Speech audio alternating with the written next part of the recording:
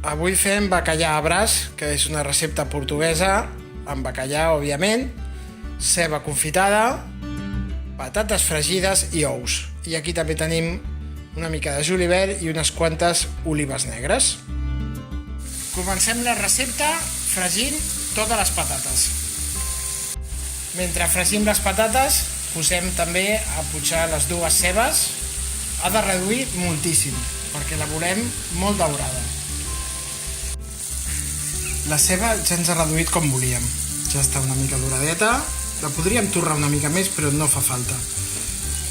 I aquí tenim les patates fregides fetes amb la primera cocció. Els hi donarem una altra cocció perquè així es quedaran millor i més cruixents per dintre. Ai, per fora, perdó.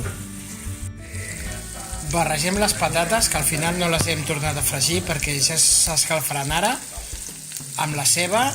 Hem deixat una mica més d'oli, llavors ara s'acabaran de fer les patates. I ara incorporem el bacallà en el següent pas.